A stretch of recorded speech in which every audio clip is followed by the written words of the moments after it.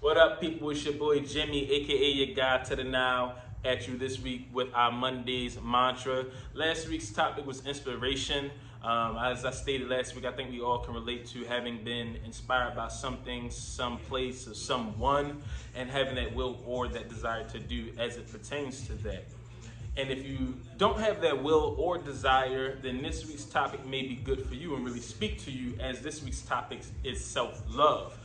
Self-love is one of the most important loves, if not the most important love. In the great words of our sister Lauryn Hill, how you gonna win if you ain't right within, right?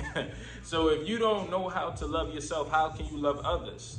I think we're in an era where we're definitely quick to pour into others before we pour into ourselves. You know, pour into others before we water ourselves, and that's word to the Paradise poem right there, and these flowers on my shirt. You know, so what does self-love mean, right? Well, let's start with, you know, when I first really understood that, and I was in my early 20s.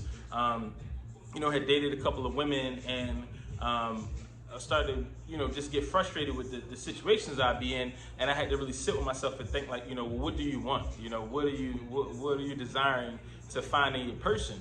Because, you know, I think at some point we all hit that point where, you know, we're like, you know, trying to find my person. And I realized that I had to work on myself first before I could work with someone else. So I took a couple years off of, you know, of seriously dating, and I just spent that time getting to know myself. I refer to that as my phase of solitude, kinda. And during that time, it was, you know, kind of like a wine flight. I would engage women and things, but, you know, I was really trying to figure out what was delectable to my palate, as I was also figuring out myself and really attempting to evolve into the man I desired to be. And, you know, that required a lot of reflection and even a bit of selfishness, you know. And selfishness is okay at times, specifically when it pertains to you, you know, you bettering yourself, whether you're taking selfish time for your mental health, spiritual, whatever. You know, it's definitely necessary at times, and I think we need to normalize that, specifically for black men.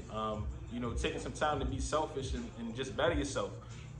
Pour into yourself, water yourself, because if your perception as a man is to eventually build with the woman and you know start that family, then you have to, you know, construct your foundation, right? And that requires time of you developing yourself, right? The Eiffel Tower wasn't built in a day, nor was Rome, nor was any other great monument. So if you aspire to be a great monument, take time to build yourself up, and really look at yourself and learn how to love yourself properly, and really focus on the metamorphosis of you, you know. And, you know, that's just what I did. I really worked to grow myself, grow my career, put myself in a better position to just be a better man for myself first.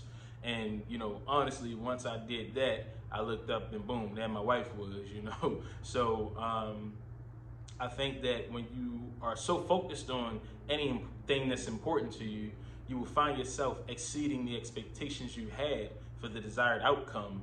And in that same moment, whatever it is you're aspiring to attain will be yielded in your favor from the universe, you know. And that's what I believe, and that's what has worked for me, you know. Everything that I've ever sought to acquire, you know, I just focused on it and, you know, yielded it from the universe. You know, I really believe that manifestation is